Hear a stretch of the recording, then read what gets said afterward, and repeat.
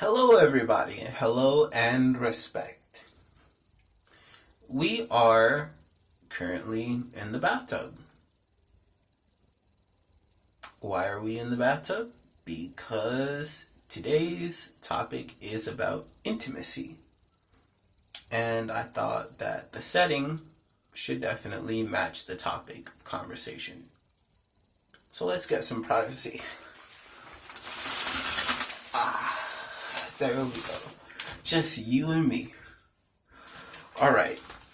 So, today's topic is intimacy. I want to start by reading this little excerpt that I found at personalityresearch.org concerning breastfeeding and intimacy. Okay. A human being's first intimate relationship is the mother-child relationship. According to Freud, 1949, a human being's first encounter with intimate behavior is with his or her mother during the act of breastfeeding. Which, okay, hold on. I'm going to have to stop you right there, Freud, because if you want to talk about the actual first act of intimacy, for those of us who really understand intimacy, that first act of intimacy is before the nipple actually even reaches the mouth. That first act of intimacy is being held. Being held. How important is that when we feel down, when we feel unloved, when we just want a hug? We just want someone to hold us, just to wrap themselves around us. When that mother receives the child and, cuddles up and, my baby. You know what I'm saying? That's the first act of intimacy. So let us make no mistake concerning that. That is the first act of intimacy. So, all right, I just had to stop you right there, Freud. All right. But, anyways, let's continue. So, the act of sucking is the most primitive manner of knowing the innermost self of another and to suck the other into one's innermost. McAdams, 1989, page 139. During infancy, the baby obtains nourishment and pleasure from sucking at the mother's breast, thus reducing tension caused by the hunger drive. Engagement in such a tension-relieving activity during this early stage serves as the prototype for relationships that develop later on in life. Interesting. This makes me wonder approximately how many people that I meet day to day have and have not been breastfed. Makes me feel like quite a few were not breastfed, actually. Which I don't know how accurate that is. There could be some other things going on. I don't know. My thoughts are keep that Similac or Enfamil, whatever that crap is, away from me and away from my future children, because I'm not having it. I'm just not. Right. That being said, good point. Okay. That being said, now we're talking about the synthetic versus the authentic. So when you deal with intimacy, when you get into it, you see, we're dealing with the upfront and the reality of the situation. You know what I'm saying? There's no fakeness involved. There's no, alright, yeah man, see you later, alright, peace. There's none of that. It's, hey, what's going on, brother? Yeah, come in here. Hug, because, if you can't really stand somebody, 9 times out of 10, you don't want to be that close with them. So, that fakeness, and if that person does want to be fake, even at that moment, you usually feel it. You feel that little, and then they want to get away from you real quick. So, yeah, intimacy. Intimacy. Or as a wise friend of mine pointed out to me recently, into me see. I'm going to get real close to you. We're going to get intimate. You're going to see into me. You're going to know my strengths, my weaknesses. You're going to know my innermost fears. You're going to into me see. Intimacy, right? This isn't I'm not putting my hand out there between you and me and saying, hey, you're not getting me on this. No, this is intimacy, come in close. You know what I'm saying? It means I'm not afraid. We're going to have intimacy. We're going to touch, We're going to exchange some things, After this, you're not going to see me the same because you're going to intimacy, right? All right. So check me out here. That being said, for my friends who like to play with stones, gems, crystals, and the like, definitely encourage you, which is probably one of the first ones you found other than amethyst, is rose quartz. Now, I feel that, yes, there's the Synergy 12 and all of that, and I've been called out as an energy junkie because I like to play with a lot of those higher energy stones and crystals. I like to play with, the moldavites and morganites and, the Herkimer diamonds, petalite. I like to play with all of those. And what's another good one? Brookite. Yeah, that one's a lot of fun, but a good friend of mine taught me a lesson, because I was running when I kind of should have been crawling, and he was like, yeah, you know what? Yeah, why don't you try this one? Why don't you try this one too? Because I thought, I was like, oh, I can handle it all, and after a few of them, I was like, okay, how do I get rid of this? I have way too much energy right now, because I guess I had a little bit more intimacy than I was ready for with the energy. But yeah, definitely rose quartz, I feel, is very underrated, because prolonged exposure to rose quartz can actually have a very strong effect on you. It had a very strong effect on me. I used to keep a piece of rose quartz right up here on my crown. I used to tie my hair back, and I would just kind of slip it in between my locks. And I'd wear that every day, and it was a practice. And eventually, over time, I didn't really realize what was happening to me, but I guess my heart chakra was really, really opening up. And eventually, I guess it just popped. And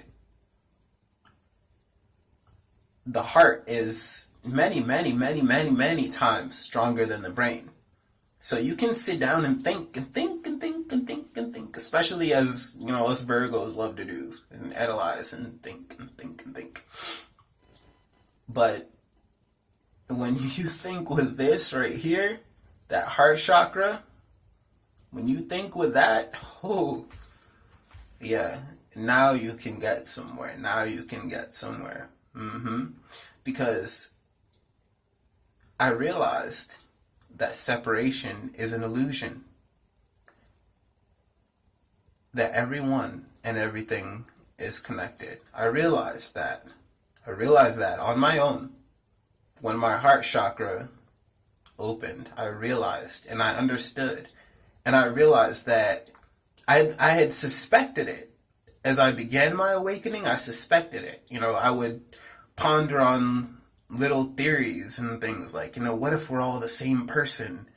Or what if, really we all start off as the same person, but it's nature versus nurture, or, our environment that ultimately shapes us into different people based on our experiences. And when my heart chakra opened, I realized, you know, wow, this person really is my brother. This person really is my sister.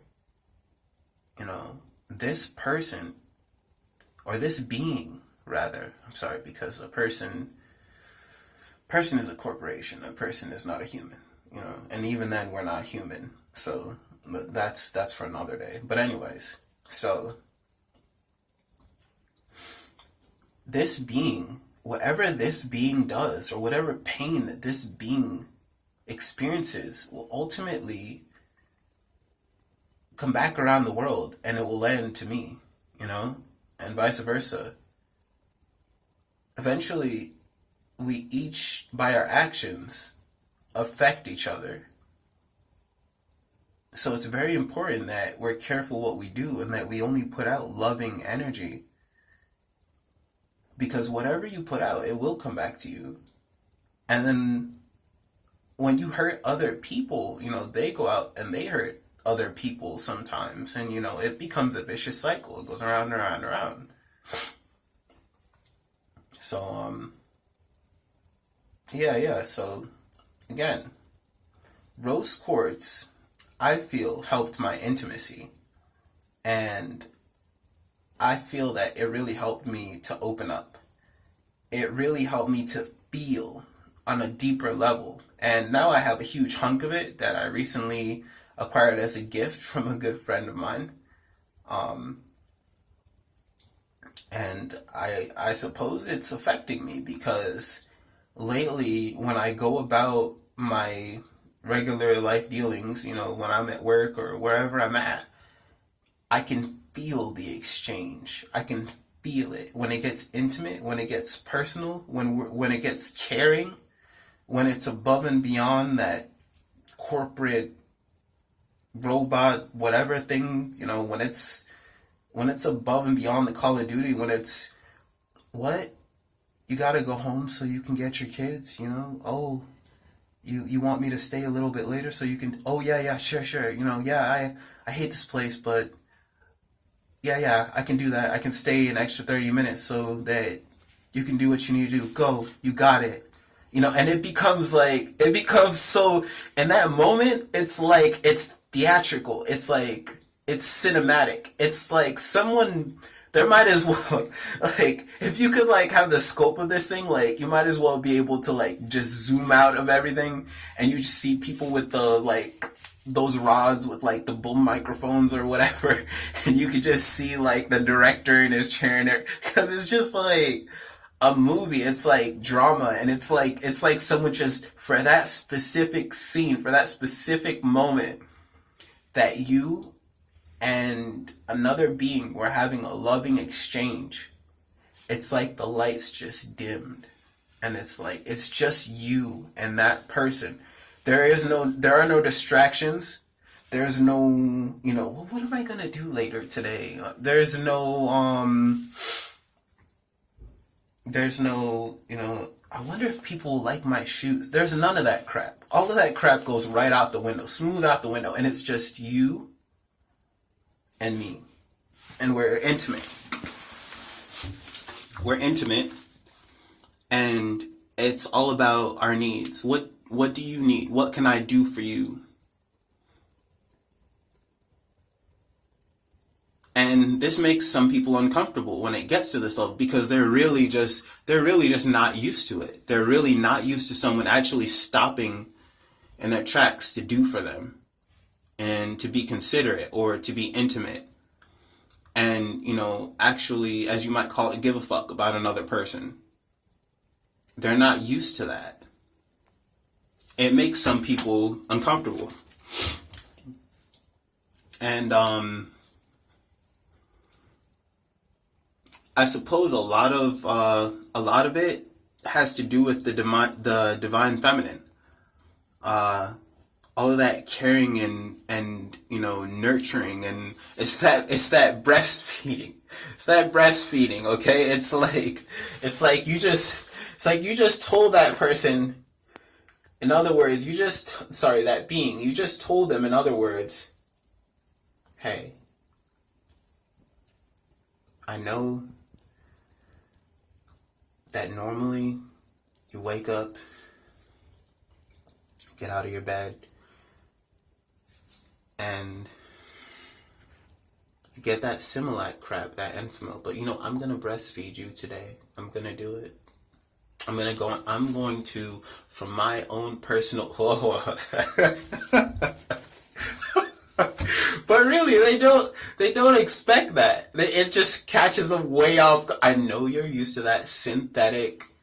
Hi, bye, how are you? Okay, I don't have enough time to stop to find out how you're doing. I'm just gonna keep walking, but I said how are you, so that should suffice, because I guess we have exchanged pleasantries and it doesn't really matter how you're doing, but I said it and therefore I fulfilled my obligation as a model citizen. Get the hell out of here. What is that?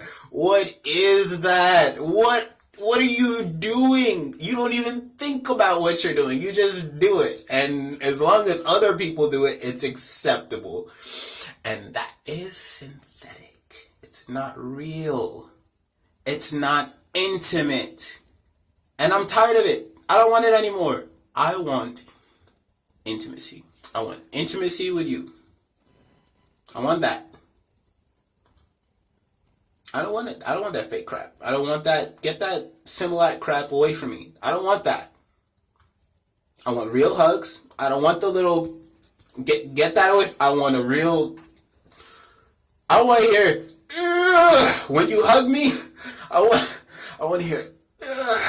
I want to hear you straining to squeeze me. I want intimacy. I want real. I don't want that synthetic crap. Get it away from me. I'm not dealing with it. I don't want it. There's no love in that. It's not real. It's like having cereal with water. Get that away from me. I don't want it.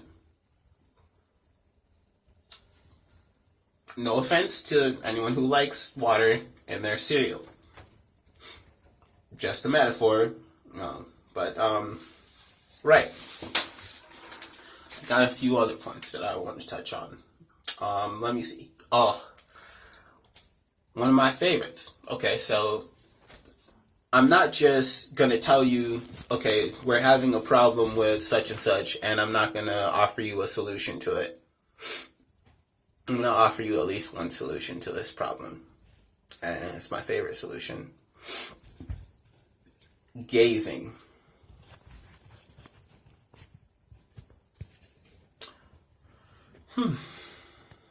Many of us on this planet are in relationships. Now, interestingly enough, a common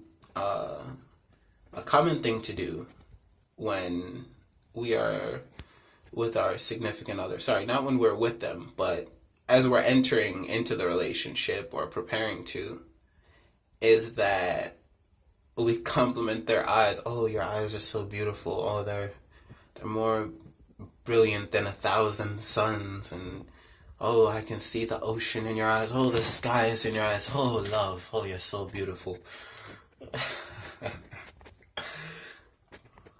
But then it never goes anywhere, Then, I guess you get into your relationship. You might buy them flowers, chocolates, tell them, every night, oh, you're so beautiful, blah, blah. Take them out, show them off to your...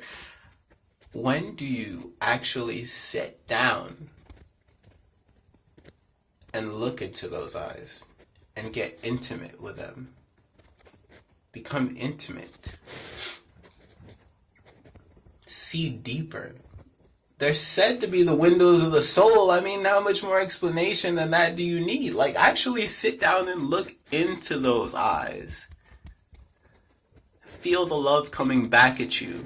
And I don't mean for like 2 minutes. I mean, you sit down there and really look. You sit down there for like a good, I don't know how much time you have, but I mean, allot it to what's worth it to you. And maybe 20 minutes, whatever. I don't know. I can't give you an exact time. Sometimes you get lost. It can be an eternity. You never want to leave. Nothing else matters. And you just sit there and look and gaze. And don't break eye contact. Don't. And be intimate. Yeah. And if you can look in both eyes, you might get a surprise. And it might be your Kundalini rising. Could be.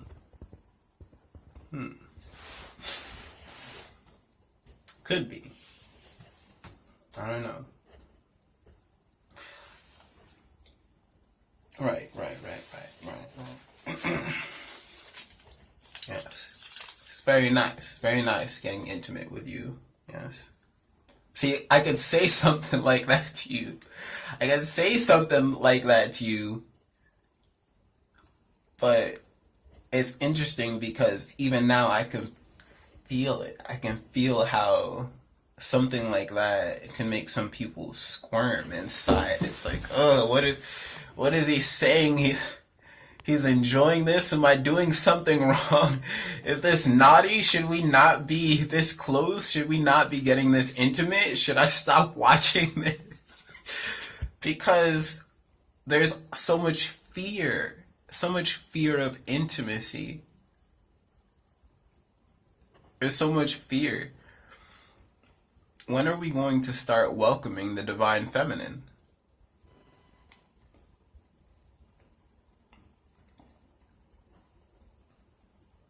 I'm all for it.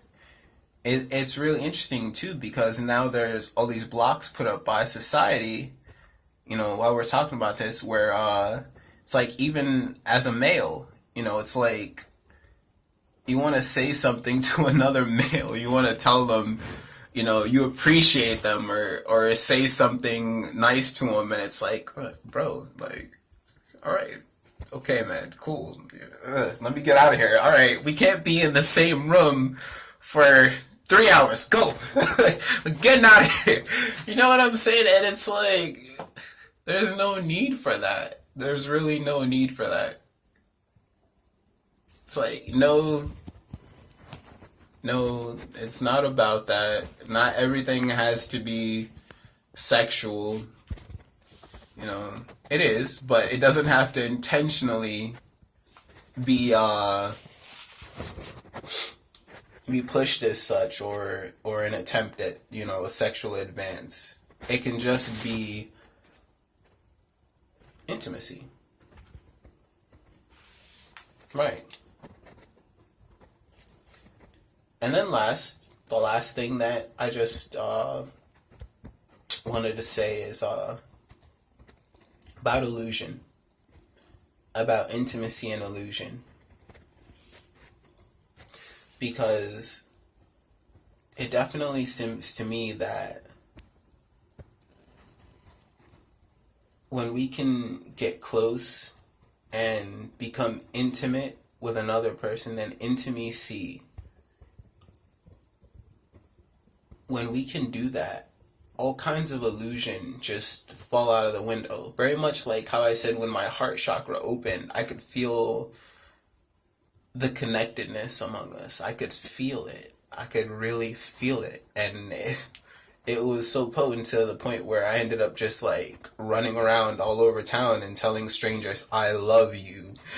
Like it really happened like that. I was feeling it and I was just, I love you. And some people got it. Some people were there and they were just, I love you too, man.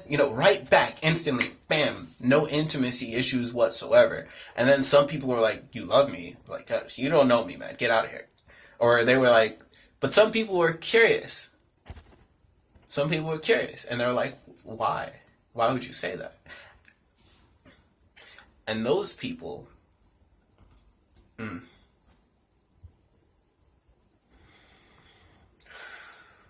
see, that reminds me of, there's a passage somewhere in the Bible that it says something about the sheep that was lost that returns and how the shepherd has a special love for them. Very much how God has a special love for us who are lost that are returning.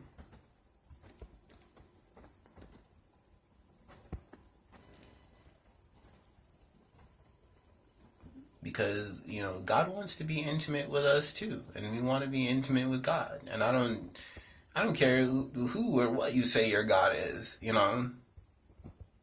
I have trouble believing, or I don't know. Maybe it's not that I have trouble, or maybe you can call me ignorant if you want. But I don't know of anyone who worships a God that they feel like isn't digging them. I feel like everybody is like, they crave that intimacy. If they could meet their deity, they would, they'd love to do so. They have a respect, they have an admiration for their deity. And even those of us who consider ourselves to be our own deity, we want to be intimate with ourselves, and we want to be intimate with that inner part of ourselves that represents that deity, and that is that deity. And to me, you are that deity, as well as I am. We're all that deity. And so I'm ready to get this intimacy party started. All right, y'all. That being said, I love you. I love you. Respect.